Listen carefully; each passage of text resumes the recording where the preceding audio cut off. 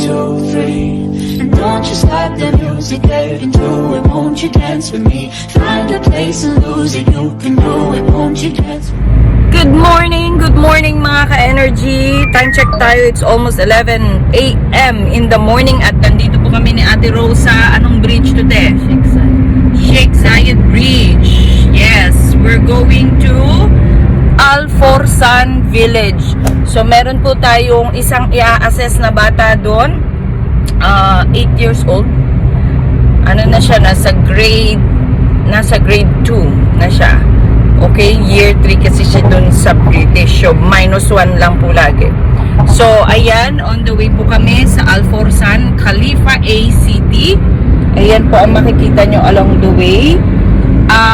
Malapit lang po siya sa city, pero outside the city na po siya. So, for me, sa company po natin na educational consultancy, china-charge po natin to as outside the city na po. So, kumusta po kayong lahat? I hope everyone is well and good. Sana po nag-enjoy kayo doon sa mga videos na in-upload ko po lately. Yung party ng BS Trinity and yung isa ini-edit ko pa. So, ito for sure later nyo pa makikita. But, thank you so much sa pag-support sa amin. I hope na i-continue nyo po and i-share nyo naman po itong video na to para naman dumami tayo. Mas madami, mas masaya. Yan.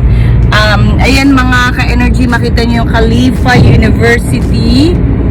Yan. Ibig sabihin yan, ipinangalan siya sa dating presidente. Yun yung namatay, no? Yung dating presidente ng United Arab Emirates na anak ni Sheikh Zayed. Okay, so itong road na tinatahak natin, again, this is Sheikh Zayed Road. Connected po ito sa lahat ng Emirates, no? So, paikot po ito sa lahat ng Emirates, just for your information po. Kasi nga si Sheikh Zayed ang pinaka-head at siya ang pinaka-founder ng United Arab Emirates. So, sa side po natin, may mga ginagawang mga construction dyan. Siguro yung mga halaman.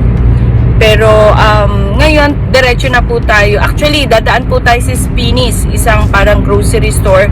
Kasi nakapangako ako dun sa bata last time, yung inassess ko siya sa setting ng school, dun sa Canadian school, nangako ako magdala ng gummy bear the next time na magkita kami. So, ayan po ang tatandaan nyo. The moment you promise something, make sure you promise what is deliverable. Okay? Yung pwede mong ma-deliver and available. So, that time, it was not available. I was just telling him, okay, the next time we meet, meron kang gummy bear. I will get some gummy bears. Kasi isa yun sa mga favorite niya. Okay? So, although I will use that too, to motivate him to work and to motivate him to finish a task. Okay? But, I will not push through too much tasks kasi nga, ang natin dito mga ka-energy is we need to build rapport with the child and kailangan ko rin pong i-check kung ano yung mga strengths niya and weaknesses niya, ano yung mga skills niya, at ano ang mga triggers niya, ano yung nagti-trigger sa kanyang behavior, negative behaviors like aggression, trashing, property distraction, and non-compliance. Okay, so non-compliance in the sense that he's not following instructions after you gave the instruction. So, ganun po. So, last day po ngayon ng kanyang assessment. So, sa akin po kasi, usually ang assessment po sa isang setting lang nangyayari, sa center lang, ganyan-ganyan. But for me, I am so happy that I'm able to go to different settings. So, masaya ako pag sa different settings ko nakikita ang bata. School, bahay, center. Or school, bahay, minimum. So, let's go. Andito na po tayo. Malapit na po tayo sa Al Forsan. Yan. Ayan po ang nakikita natin sa daan. Alright, dadaan po muna tayo again sa Espinis kasi para makabili tayo ng ating pang reinforcement. Okay, again, meron po akong video about reinforcement versus reward. Reinforcement is child-driven. Siya yung nagpipick kung anong gusto niyang i-work for and he will work for it. Okay? So, mag-i-increase ang target behavior, mag-i-increase in the future sa frequency, sa count, sa duration using that reinforcement. Yun ang malalaman natin reinforcement yun pag nag-i-increase yung target behavior. Which means, kung target mo sa kanyang umupo, target mo sa kanyang sumagot, that is a reinforcement pag gusto niya talagang sumagot again and again using that thing or that item. A reward is anything that is available that the parents or adult are giving. So, reward, usually ang adult ang nagde-decide, which is not effective sometimes. Okay? So, when you say, I will give you ice cream, when you finish this one, sometimes the kids will not care. Diba? So, make sure na magkaroon ka ng proper assessment with the preferred items and then try your best to check if he will work for it para maging reinforcer siya. Okay? Kasi a reward coming from you only and you're the one deciding it, it's adult driven. Reinforcement is child driven. Okay? So, meron po akong meron akong video niyan sa ating nakaraang mga videos, rewards versus reinforcement. I'll see you later. Let's go to Spinis. Alright, mga ka-energy, tapos na po tayo sa ating client. Na-meet na po natin sila. Ayan, pauwi na po tayo muna. Uwi muna tayo and mag-relax tayo for a moment. Hindi relax, kumbaga admin. Tapos after that, pupunta tayo sa center today. It's been a while na hindi ako nakapunta sa center. Pero for today, I really need to do it kasi importante po yung ating meeting doon ngayon. So, ayan, dati pong work ko nandun banda. So ngayon uuwi na po tayo. Uwi tayo. Federal Authority, something, ano ba to? CID yata to. Oo. ID, identity. So yung mga Emirates identification, andyan po. Tapos ito yung dating pinakita kong court. Okay, so let's go home. Thank you, Lord. Maganda yung assessment natin today. Marami tayong nakita. Ayan, so let's go. Yo, mga ka-energy, good afternoon. So, time check tayo, it's 2:15. On the way po kami ngayon sa center, sa Intercare Center. Yung ating client po na center na merong more than 10 clients. Actually, more than 15 na ABA clients. Ayan, meron lang po akong supervision doon. Kumusta po kayong lahat? Kumain na po ba kayong lahat? Ano po ang inyong lunch? Medyo mataas na ang araw ngayon, pero hindi siya ganun kainitan, hindi rin siya ganun kalamigan. Mamayang gabi ang sobrang lamig. So yun, natapos tayo kanina doon sa Khalifa A. Ngayon nandito tayo sa Marina. If you can see, yung beach na naman ang dinadaanan po natin. Sana hindi po kayo magsawa. And mamaya po titignan natin kung pwede tayo mag-stop over and tatawid tayo doon sa kabila talaga sa may beach area or sa may dagat na part para makita nyo naman kung sa malapitan yung yung dagat. So let's go sa Intercare Center.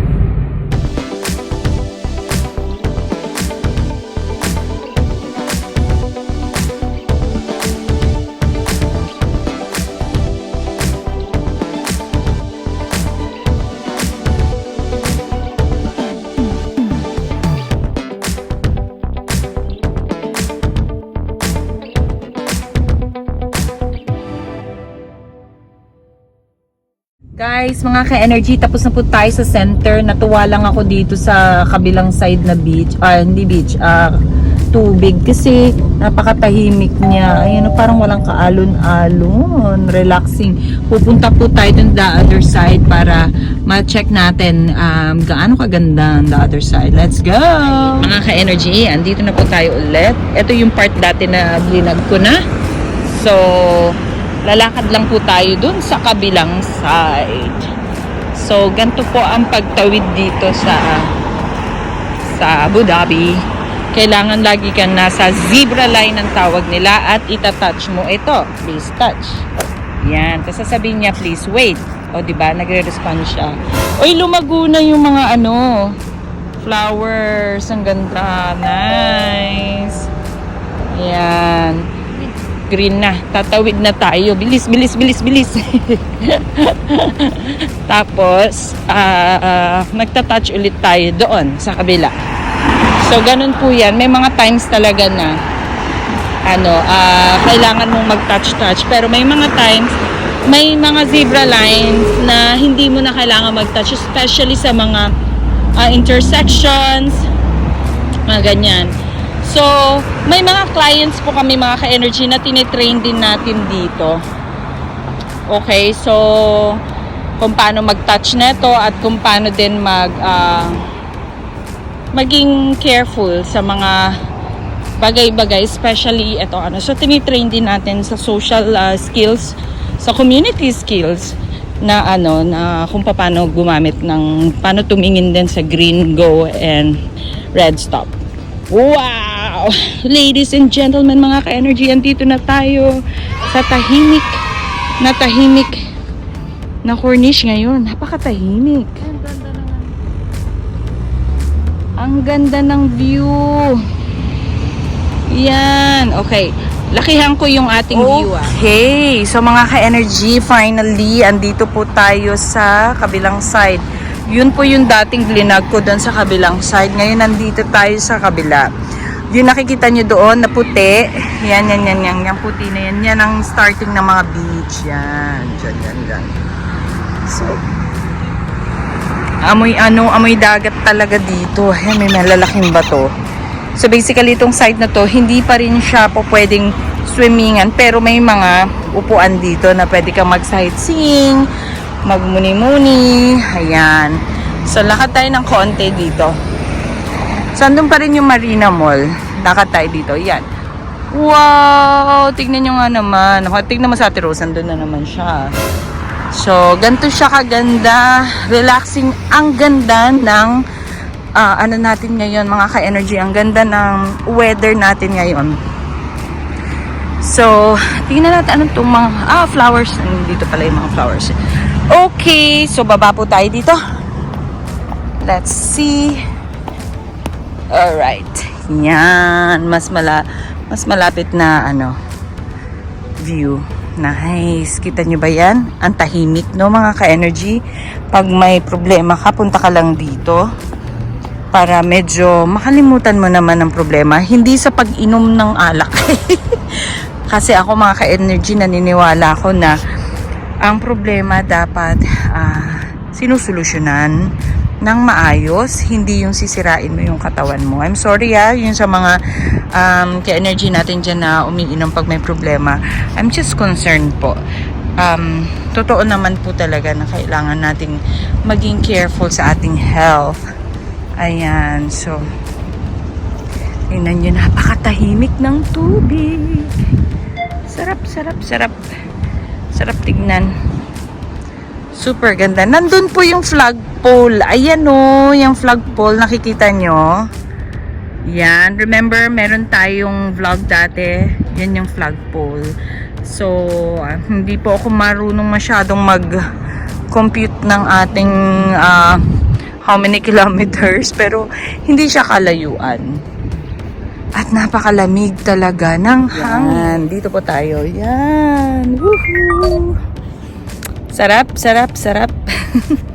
Okay, so as of now, kasi time check tayo, it's 4:34.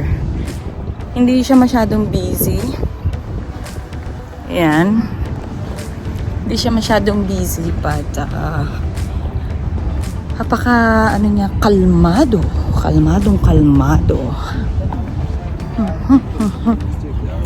So, yan. So, like, nasa likod po natin yung Conrad, yung Etihad Towers, yung ginamit ng Fast and Furious. Yan. Ang sarap tignan. Mga ka-energy. Nice. So, dito usually bumababa po ang mga turista para mapicturan yung buong Abu Dhabi City. Kasi nga, dun nga sa opposite netong mga beaches ay yung commercial sites ng Abu Dhabi. Ayan. So, napakaganda niya. Kung kayo lang po ang nandito, mga ka-energy, wala kayong maririnig kundi konting ano ng mga sasakyan, pero mostly talaga yung ano ng tubig. Ano lang, tahimik. Tahimik na tahimik. See? Yung parang umaano lang siya, yung bumabanda lang yung water sa mga rocks nang mahinang mahina at napaka-gentle. Plus, the breeze is very cool. Kaya, wow, ang sarap. Ang sarap sa pakiramdam niyan. Thank you, Lord. Medyo mataas pa yung araw kaya hindi tayo ang tawag na ito, thumbnail. Dahil parang nasisilaw ako. Pero try natin ulit. Siguro ganyan, no? Ganyan siguro. Ay, ang hirap. Ang hirap palang kumita ng pera. Tararararan. Ang ganda ng kulay ng dagat, mga ka-energy. Sana soon makapag-swimming naman tayo, no? Ayan, nagre-reflect yung kulay ng hair natin. Happy lang yan. Hindi ko lang alam kung hindi kasi pwedeng pumunta dyan. So, basically, we're checking on that. Ang ganda. Tapos on the other side, yung Mother of the Nation na sinabi ko po sa inyo, mga ka-energy. Yan. Nice. May mga, ayun, may ibon na naman, no, na malaki. Walang pa nakikita nyo. Nasilaw. Direkta dito yung araw. So, let's see.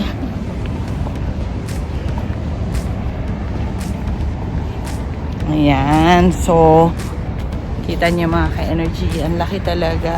Ang ganda-ganda. Woo! Isang ikot ulit. Ayan. Let's see the look. So, tignan natin dito. Baliktarin ko yung camera.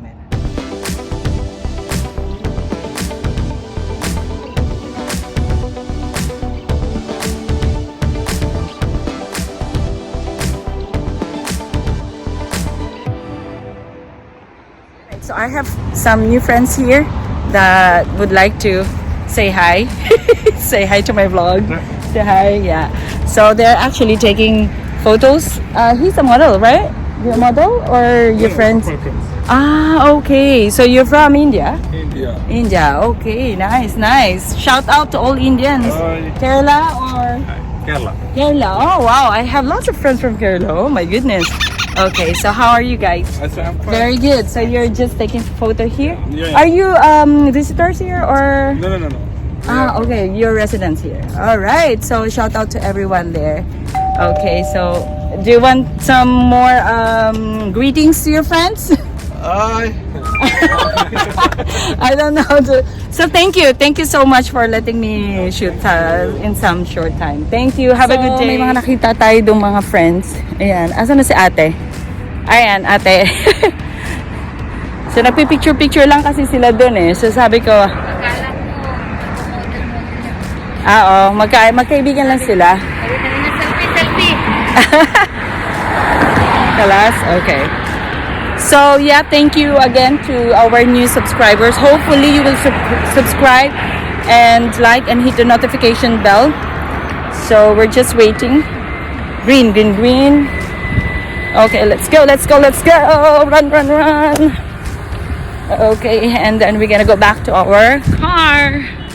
Yeah, so there you go.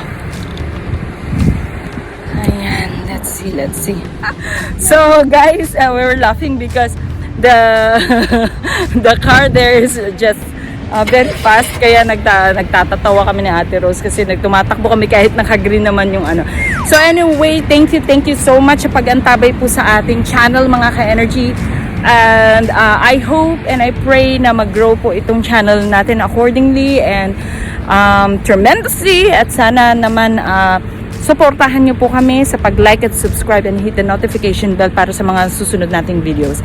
So again, welcome to Abu Dhabi! God bless you all. Bye!